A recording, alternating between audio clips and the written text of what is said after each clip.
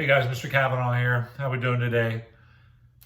We're going to move into Article 3 of the Constitution over the judicial branch, the judiciary. And quickly going to go through some notes.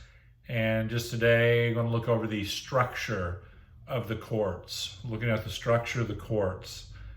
Something I want you to keep in mind.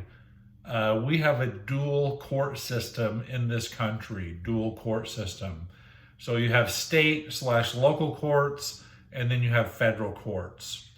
Our focus is going to be on the federal court system because we're focusing on the Constitution, constitutional issues, and Article 3 of the Constitution sets up federal courts. So that is our focus, is federal courts, not really state and local courts. So remember that. Another thing to remember, all constitutional issues are heard at the federal level. All constitutional issues are heard at the federal level. Remember that. Quickly, I want to go over the structure of the courts today and look at some other information over the courts the next couple of classes. Keep in mind the AP exam is coming up. We have approximately 13 days left.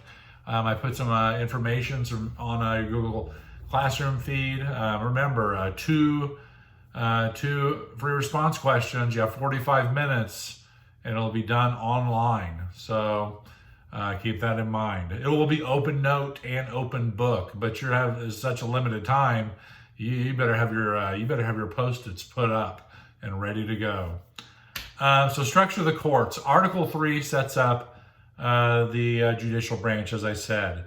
And what it says in Article 3, the judicial power of the United States shall be vested in one Supreme Court and in such inferior courts as Congress may from time to time ordain and establish. So right away, Article 3 only sets up one court.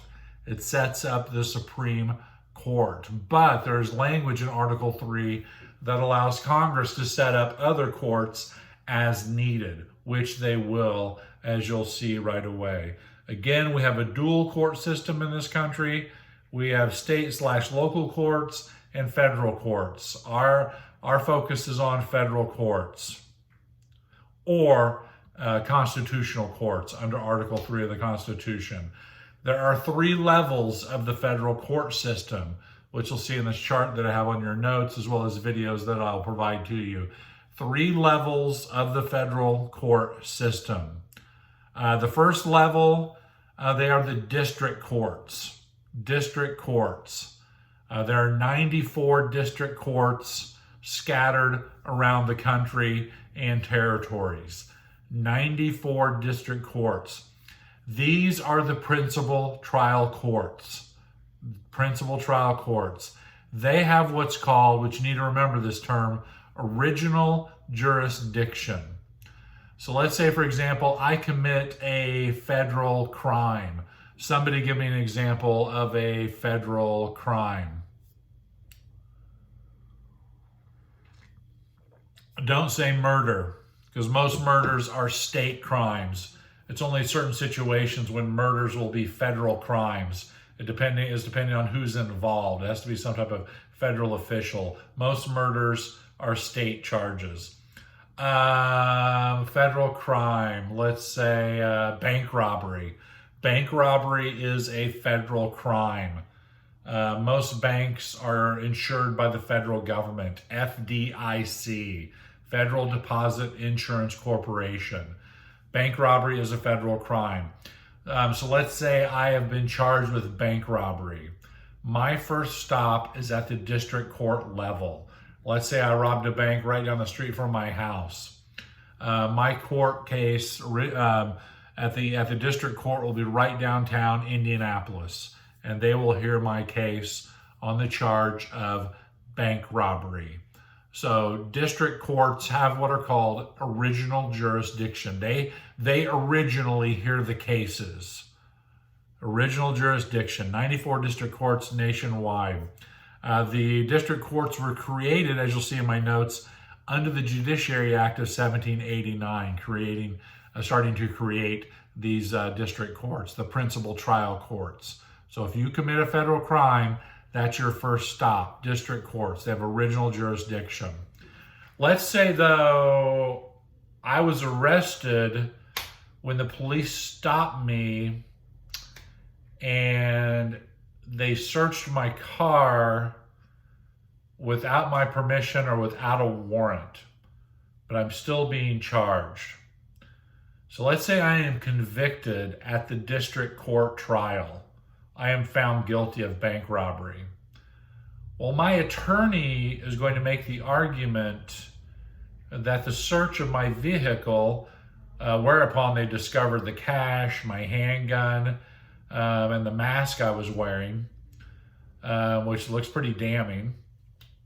My attorney is going to make the argument that the search was illegal, violating which amendment to the Constitution?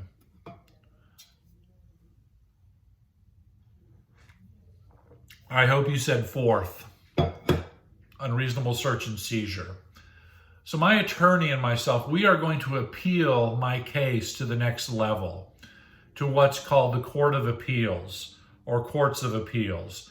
There are 13 of these courts of appeals nationwide. The closest to us, or the district we fall into, is the Seventh Circuit Court of Appeals, which is in Chicago. So my attorney will appeal my case to this Court of Appeals. They are not retrying the case. The jurisdiction that they enjoy is called appellate jurisdiction. Courts of Appeals have appellate jurisdiction. They hear cases on appeal from the lower courts. So my attorney is appealing my case to the Seventh Circuit Court of Appeals in Chicago. The argument that my attorney is making, again, they're not retrying the case. They're not calling witnesses. They're looking at the constitutional issue of my case. And my attorney is making the argument that the search was illegal, hence the evidence should be thrown out. Without the evidence, the prosecution's case is kaput. So they file my appeal to Courts of Appeals. My attorney will make my argument for me, explaining why the search was illegal. Then, usually a 3-judge panel of the Court of Appeals, they will rule. Let's say they uphold the lower court's conviction that the search was legit. Am I finished? No. I can appeal it where now? Correct. United States Supreme Court. Let me back up to the Courts of Appeals, though. The Courts of Appeals were created in 1891 by Congress to lighten the load of the Supreme Court. So we have the district courts, Courts of Appeals. Now we're going to appeal my case to the Supreme Court. And you have to make you have to appeal it to them. You have to make write up what's called a petition. They may decide not to hear my case. If they decide not to hear my case, last decision stands, and I'm off to prison. I'm too cute to be in prison. So we appeal it to the Supreme Court. There's one Supreme Court. The Supreme Court, it's mainly an appellate court, the Supreme Court, hearing cases from the Courts of Appeals and from states also.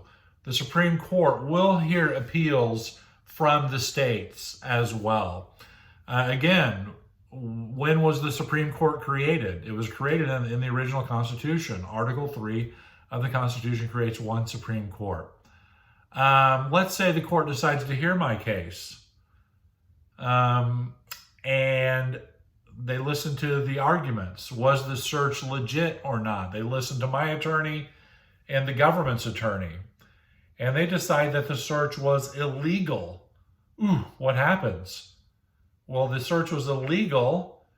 The evidence is suppressed, meaning no evidence. Hence, the government has no case. Hence, I go free. The crowd goes wild. Or they could uphold the lower court ruling and I could be off to prison to Fort Leavenworth, Kansas, or I'm going to spend the next 30 years breaking big rocks into little rocks. Ooh, can't have that. So those are the three levels of the federal court system you need to remember. District court, courts, courts of appeals, then the U.S. Supreme Court. When the Supreme Court rules, that's it. You're done. That is the final ruling in the system. So there we are, three levels. Concurrent jurisdiction, concurrent. That's when it can be heard either at the state level or the federal level. A good example of concurrent jurisdiction would be drug charges. A lot of drug charges heard at the state level, but depending on the amount of the drug and was it going to be for sale, what type of drug it was, it could be a federal charge, which are more serious offenses and charges and penalties. So concurrent jurisdiction. Duty of the courts, primary duty of the courts is to mediate arguments between the states, and the biggie, especially for the Supreme Court, is to interpret the Constitution. The job of the Supreme Court is to say what the Constitution means. And don't forget, they're going to have a variety of opinions, or what's called judicial philosophies. We don't all agree on exactly what the Constitution means. There are numerous gray areas within the Constitution, as you well know. So duty of the courts, really the big one is to interpret the Constitution. All constitutional issues will be heard at the federal level. Hearing cases goes back to judicial review. You guys know everything about judicial review. The court case which established judicial review. Actually, judicial review was already there. It had been used before the Constitution. But really, Marbury it breathed life into judicial review, the clause of judicial review, if you will, or the process of judicial review, I should say clause. Marbury versus Madison gave it life. It was that shock to Frankenstein's monster. It was the shock that came down, boom, it elevated the status of judicial review. Remember, have this in your notes, judicial review is the ability of the federal courts, the Supreme Court, to look over actions of the other branches as well as the states and determine if these actions are constitutional or not. However, the courts have to wait, the Supreme Court has to wait for a challenge to be brought to them. They can't go out there and just look for a fight. They have to wait for something to come to them. They are very reactive. Congress is proactive. So judicial review, remember that. All right, next class we're going to look over judicial selection. What goes into the selection of a federal judge or a Supreme Court justice. Then after that, we're going to look at a case as it snakes its way through the judicial system. I've already given you really a brief overview of my case for bank robbery going through the courts, but we'll look at something else down the road. All right, review. Look over your stuff. Get back to me if you have any questions. Again, I hope everybody is doing well and you're getting along. I know it's getting rather old, I know, but we can do it. I asked my wife the other day, what day is it? And she goes, does it matter? It's just day. It's not Monday, Tuesday, it's just day. But it is a beautiful day today. Try to get outside if you can, get some exercise, go for a run, go for a walk, or throw your blanket down on the grass, and put your music on, and just veg out, just relax and get your tan on. All right, I'll talk to you guys later. Kavanaugh out.